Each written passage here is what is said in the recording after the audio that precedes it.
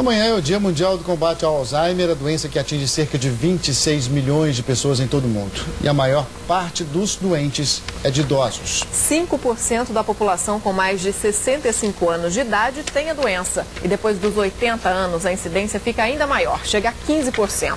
Só que no Brasil são cerca de 700 mil pessoas com o mal de Alzheimer. As causas do Alzheimer ainda não são conhecidas, por isso mesmo um diagnóstico precoce e um tratamento adequado são essenciais para uma melhor qualidade de vida do paciente. O mal de Alzheimer é uma doença degenerativa que causa a morte gradual dos neurônios, provocando perda de memória e de outras funções cognitivas como o raciocínio. Como na maior parte dos casos a doença atinge idosos, é comum as pessoas acharem que os esquecimentos fazem parte da velhice.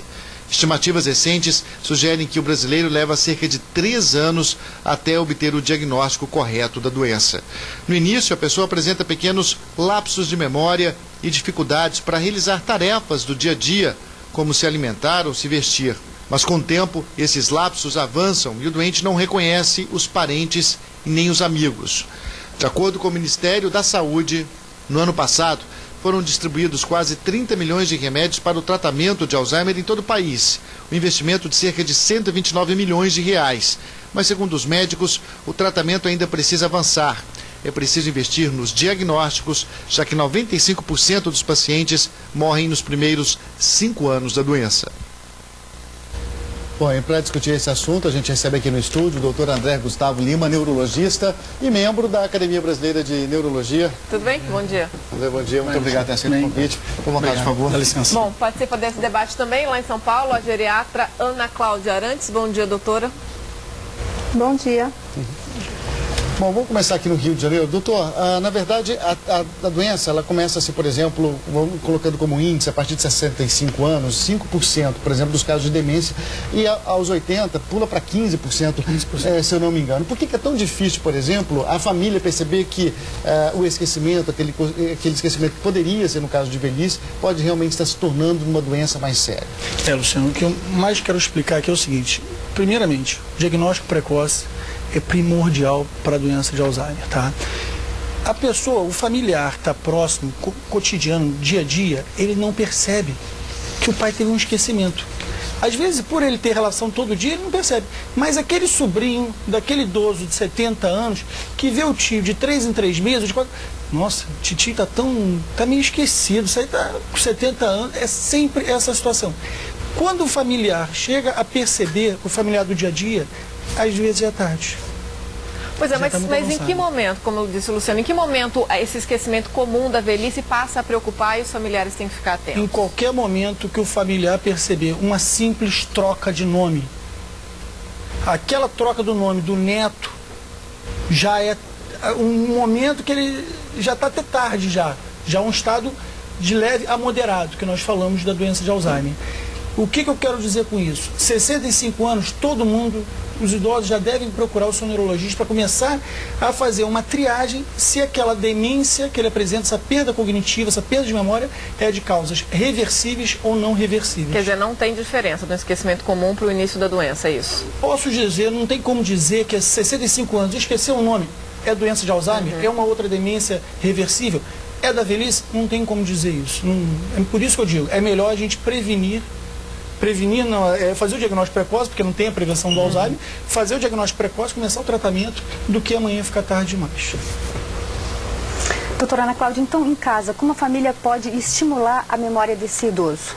Na verdade, quando você começa um processo de déficit de memória, que você começa a ter lapsos de memória, é muito importante saber diferenciar se isso está relacionado com um problema de atenção, que você tem dificuldade de prestar atenção e reter aquela informação, ou se isso realmente está relacionado com um déficit expressivo da memória mesmo recente. Como disse o Dr. André, não tem muita diferença entre o início do Alzheimer e o quadro de esquecimento benigno. Então é importante reforçar atividades que consolidem a informação. Então, anotar, fazer exercícios de leitura, cópia, exercícios repetidos de estímulo de música, de arte, para que você possa aumentar o número de relações entre os neurônios, para que você possa se proteger da evolução de uma possível doença degenerativa do cérebro. Aprender uma nova língua, muito importante. Sempre dizem isso, né, doutora? Na verdade, qualquer novo aprendizado traz muito benefício em termos de recursos para você poder lidar com essas adversidades que vão aparecer ao longo da doença. Mas necessariamente o que a gente percebe é que precisa ter prazer nesse novo aprendizado. Não adianta você querer aprender mandarim e odeia a língua. Se você quer aprender música e sempre foi torturado na sua família com o fato de ter que aprender piano obrigatoriamente. Então, o novo aprendizado é muito favorável, mas ele precisa estar relacionado com momentos de prazer na execução deste novo aprendizado. Interessante. Doutora, eu queria fazer uma pergunta, pode ser, Raquel? Doutora, é o seguinte, se o paciente, por exemplo, né, ele está apresentando algum lapso de memória, que talvez é muito frequente até desde os 40 a 50 anos, esse lapso de memória, você já tem que ficar preocupado, mesmo sendo tão cedo, vamos dizer assim, porque às vezes a doença pode demorar a se manifestar de uma forma mais concreta, mas já começa a dar esses sinais até mais cedo, né? Ou estou enganado? É muito raro você ter a incidência da doença de Alzheimer numa fase muito precoce, embora existem relatos de pessoas que começaram com idade muito jovem, 30, 40 anos. Você precisa observar o que está relacionado com esse lapso de memória. Se você está passando por um processo de muito estresse no trabalho, está com problemas pessoais intensos, com problemas para conseguir dormir, seus hábitos de cuidados com a alimentação, com a atividade física estão totalmente fragilizados, evidentemente a consequência disso é você ter problemas de memória. É um dos primeiros sinais de que tem alguma coisa errada que você precisa reavaliar. A partir do momento em que esses lapsos se acentuam e eles se tornam prejudiciais do ponto de vista que a gente chama funcional, quer dizer, no seu dia a dia, esses lapsos interferem de maneira muito significativa, se toda vez que você vai para o trabalho esquece a pasta da reunião e daqui a pouco você vai ser chamado no RH para, veja bem, como que está a sua responsabilidade no seu trabalho. Isso é uma influência grande funcional. Aí você tem que buscar ajuda porque tem alguma coisa muito errada acontecendo. Doutor André, tem um estudo que mostra que 95% dos pacientes morrem nos primeiros 5 anos do aparecimento dos sintomas. O Alzheimer é uma doença realmente muito agressiva que mata nos primeiros 5 anos ou o diagnóstico está sendo feito de maneira errada ou tardia que leva essas pessoas à morte? Geralmente o que acontece é o seguinte, todo mundo fala, o paciente morreu de Alzheimer. Vou deixar bem claro aqui, porque é o seguinte, o paciente ele não vai morrer de Alzheimer, ele morre de uma doença que surge secundária àquela causa do Alzheimer. Por exemplo, ele vai morrer de pneumonia, ele vai morrer de infecção urinária. Por quê? Porque ele não vai conseguir mais engolir a comida direito quando ele tem um Alzheimer grave e essa comida começa a ir para o pulmão, na vez de ir para o esôfago, para o estômago vai para o pulmão, faz uma pneumonia. Então, isso tudo é essa evolução. Por isso que eu quero dizer o seguinte, nós já temos, como você falou, 5 anos um paciente morre de Alzheimer. Mas eu tenho estudos que dá paciente vivendo aí mais 15 anos, 18 anos com um diagnóstico de Alzheimer.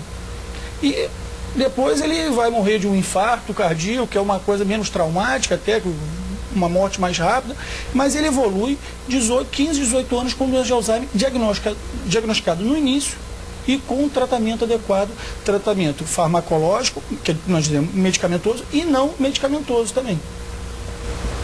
Doutora, 2 perguntas em uma. Como retardar a evolução de uma doença irreversível como o Alzheimer e o que fazer para proteger a memória? A gente tem, do ponto de vista, a partir do diagnóstico, você tem a intervenção medicamentosa, que na verdade faz exatamente isso. O que levaria 5, 8 anos para se desenvolver vai demorar 15, 20, por conta do uso da medicação. Quer dizer, isso retardaria? Retarda, você não impede que ela progrida, mas ela vai progredir de uma maneira mais lenta. Para proteger a memória, é uma coisa muito mais importante você olhar para os seus hábitos de vida, porque a única coisa que se documentou que protege a memória mesmo é boa qualidade de alimentação, atividade física e respeito à hora de descanso. Então, se você tem uma vida totalmente atribulada, um alto executivo que fica 18 horas envolvido em processos de captação de informações e tem que reter essas informações, processá-las e desenvolver novos projetos, 18 horas por dia, 7 dias por semana, você vai entrar no esgotamento mental facilmente. Então é isso que eu queria saber, esse estresse do dia a dia, das exigências da vida moderna, muitas coisas para fazer, ter que dar conta de tudo, isso é fator de risco para Alzheimer? Na verdade, o fator de risco para Alzheimer é envelhecer. Essa é a única coisa que a gente tem certa. Se você vai ficar mais velha, você tem mais risco de ter Alzheimer, porque é uma doença que está diretamente relacionada à idade. Existe sim, parece alguma relação genética, mas essa não está absolutamente documentada, como por exemplo doença de Huntington, que você faz a avaliação genética e você sabe que em tanto tempo você vai ter a doença. Alzheimer não é assim. Então, se a gente quer envelhecer, a gente precisa pensar que precisa envelhecer bem. Para ter um diagnóstico de doença de Alzheimer, você precisa ter comprometido, além da memória, pelo menos mais 2 ou 3 funções cognitivas mais importantes, tipo linguagem, comportamento, orientação. Para perder só a memória, basta você ser estressado. Só que entre as pessoas que têm lapsos de memória, cerca da metade delas desenvolve Alzheimer. Então, a gente precisa se proteger, na verdade, antes da gente envelhecer, né? É uma coisa muito mais preventiva do que curativa. A senhora me deixou preocupada. Luciana, Raquel. Doutora André, pela primeira vez aí, os especialistas naquele congresso que teve em Havaí começaram a mostrar e apresentar realmente equipamentos, tecnologia suficiente para fazer um diagnóstico mais eficiente, antes mesmo desses primeiros sintomas de lapsos de memória. A partir do momento que você consegue fazer uma ressonância magnética e detecta a doença logo no início, você consegue manter estado de lucidez, por exemplo, da pessoa por quanto tempo, né? A qualidade de vida é 15 anos, um estado de lucidez mesmo. O que nós dizemos é o seguinte, cada paciente é um paciente, tá? Cada um é muito específico. Por exemplo, chega um paciente hoje para mim, o paciente que nós gostamos de atender, é o paciente que tem 65 anos e fala assim para mim no consultório: doutor, eu não tenho nada, eu não sinto nada. O que eu posso fazer para prevenir ou para fazer um diagnóstico precoce? Espetáculo, é isso que eu gosto. Vamos lá, vamos examinar, vamos fazer todos os exames complementares, porque às vezes chega paciente para mim no consultório, 75 anos que o filho leva, e fala assim: olha, meu pai está muito esquecido. Aí tu vai fazer o diagnóstico, aí tu pede uma ressonância, uma tomografia, não mostra atrofia cortical, hipocampo de tamanho normal, aí a gente pede uma vitamina B12. Aí vem a vitamina B12 baixa. Aí tu pergunta: seu pai é alcoólatra? Ih, doutor, meu pai bebia tanto. O que acontece? O álcool, quando o paciente absorve o álcool, quando ele bebe o álcool, ele bate no estômago e começa a atrofiar a parede do estômago. E a parede do estômago não fica mais cabível a absorver a vitamina B12. E esse paciente começa a apresentar uma síndrome demencial por carência de vitamina B12. Então, isso é o quê? É o diagnóstico de uma demência de causa reversível, que a gente começa a repor vitamina B12 para ele depois, injetável, porque ele já tem um estômago, não adianta fazer via oral, porque ele já tem um estômago atrofiado, injetável, intramuscular, e ele começa a melhorar dos sintomas. Aí tu pergunta um mês e meio depois: e aí, como é que tá teu pai? Ih, doutor, meu pai agora tá até mais acelerado e tudo. Doutor, o senhor falou em filho, essa doença é hereditária ou não? Sim, há estudos, os livros dizem que tem uma história familiar, a história familiar é um fator de risco. Um fator de risco para isso. Mas uma coisa mais interessante aqui dizendo é a questão entre mulheres e homens. Quem são os mais acometidos? As mulheres. Tá? Por quê? Porque as mulheres vivem mais do que os homens. A expectativa de vida da mulher é maior do que a do homem. Então o que acontece? A mulher vai no médico muito mais frequente para fazer uma prevenção, mas ela previne o infarto cardíaco, ela previne o câncer de colo de útero, o câncer de mama. Então, ela vive muito mais tempo do que o homem. Então, ela passa dos 70 anos, ela passa dos 80. As mulheres ficam muito mais viúvas que os homens. E os homens não. Hoje você pega um homem de 50 anos com câncer de próstata, já com metástase para a coluna. Porque ele não foi querer fazer uma prevenção de uma outra doença que não deixou ele ter uma longevidade. A gente vive divulgando isso aqui, doutor. Ah, tá. Obrigado. Doutora, por que as pessoas mais velhas, essa aqui é o que todo mundo sabe sobre o Alzheimer, por que as pessoas mais velhas retêm as memórias mais antigas e esquecem as mais recentes? Por que o cérebro faz isso? Na verdade, a gente tem diversos tipos de memória e elas trabalham de maneira interligada, mas os processos internos são muito individuais. Então, essa memória que fica é a memória que a gente chama de semântica, que é aquela que dá significado para os objetos e para os fatos. É mais fácil a pessoa esquecer o nome do objeto do que esquecer para que ele serve. É mais fácil ele esquecer o nome da pessoa do que saber o que ela significa para ele. Então, a memória que a gente chama de semântica é a mais guardadinha, é a mais preservada, é a última que a gente vai perder. Se a gente é uma memória seletiva. Ela é uma memória já escolhida. Não é, a seletiva, ela vem antes, é aquela que você no dia a dia, quando você vai ficando mais velha, você escolhe aquilo que é importante reter. O teu cérebro faz essa triagem. Se não é importante, se você não demonstrou para o teu cérebro que aquilo era uma informação importante, ele não vai guardar. E aí você vai ter que depois correr atrás do prejuízo. Agora, essa memória que é a mais antiga, ela está mais sagrada dentro deste cérebro e ela vai ser a última a ser invadida num processo de evolução da doença de Alzheimer. Tá ótimo. Nós conversamos com a geriatra Ana Cláudia Arantes. Muito obrigada pelos seus esclarecimentos. Bom dia. Bom dia. Luciano, Raquel. Ana, a gente continua aqui com o doutor André. Para a gente encerrar, doutor André, eu ouvi dizer que o Alzheimer é como se fosse o diabetes do cérebro. Existe alguma relação com a insulina, né, nessa doença? Os remédios para os diabéticos podem, de alguma maneira, ajudar as pessoas que têm mal de Alzheimer? Raquel, já tem uns estudos aí investigando que é o mesmo medicamento, que agora é um nome grande, o princípio ativo dele, que eu não consigo te dizer agora, que é o mesmo medicamento que trata diabetes, que está utilizando como para tratamento de Alzheimer. Mas ainda não tem nada comprovado, os artigos feitos ainda, liberados pelo Conselho Americano, ainda não tem nada comprovado. Mas, se Deus quiser, vai ser mais alguma ajuda aí nesse tratamento.